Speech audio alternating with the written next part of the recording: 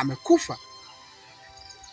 Tunachokizungumza hiyo kufa kwenye ulimwengu tulio nao ni kufa kiroho.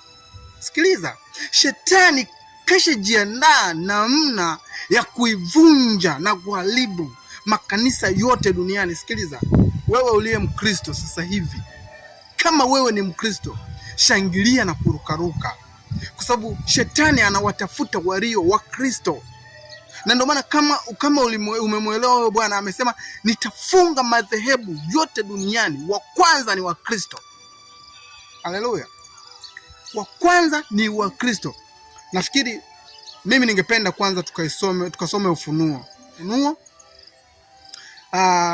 sura ya 13, ule mstari wa kwanza kabisa, sura ya 13 Ufunuo mstari wa kwanza. Usikie namna Mungu alivyosema juu ya hao watu. Naomba utusomee, kama ulishalipata fungu, naomba tusomee mtumishi wa Mungu. Sura 13 Ufunuo wa Yohana sura 13. Mstari wa kwanza unasema. Unasemaje mtumishi?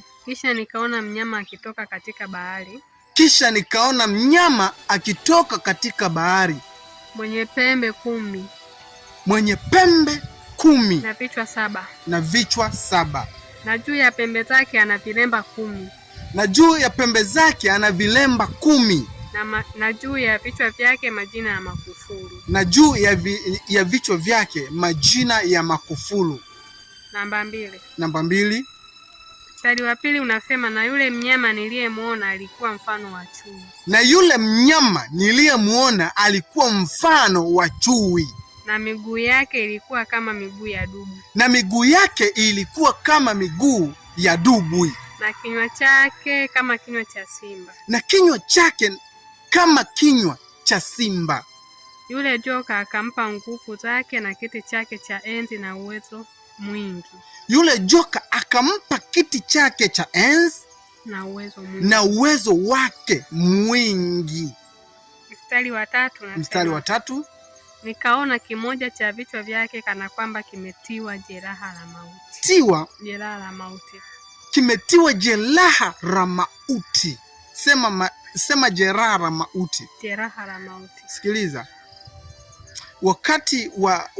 wakati huu ambao tulionao, ndugu zangu, ni wakati wa kumkimbilia Yesu.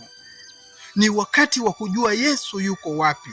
Sikiliza mtumishi, kinywa cha umauti ni kinywa ambacho kila mtu akikitazama anatamani kujua ni kinywa cha namna gani. Sikiliza, kinywa cha umauti ambacho tunachokizungumzia ni kinywa ambacho kila ukimtazama mtu akinena, haneni yaliyo mema, haneni yaliyo ya Mungu. Ndio kinywa cha umauti. Wakati unatafakari kinywa cha umauti kiko vipi, kinywa cha umauti ni kinywa ambacho mwanadamu wa kawaida akikiona anahangaika, anafikiria ya kuwa yule mtu alikuwa akinena maneno gani. Na ndio maana leo tunapozungumzia neno mauti, wako wengine ambao wamekufa kiroho. Yaani ukimtazama ni kama anaishi lakini alishakufa. Ukimtazama ni kama yuko hai lakini kuna mahali yupo. Ukimtazama ni kama yuko kwenye milango fulani amesubiriwa lakini hayupo. Nataka nikwambie kitu kimoja. Neno umauti ni neno ambalo kila mtu akilisikia linamgusa kwenye mioyo yake, linamtikisa ufahamu wa bandama zake, na ndio neno umauti.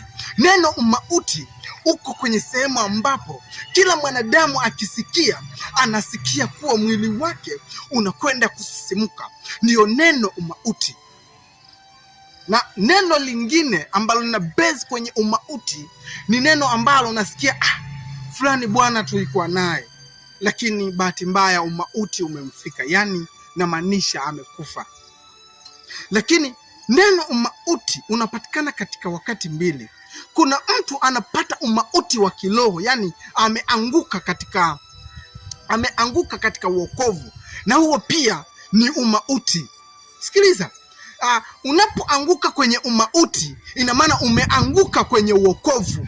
Unapoanguka kwenye umauti, ina maana umekufa kwenye ulimwengu wa mwili, lakini kwenye ulimwengu wa roho wewe bado unaishi. Haleluya.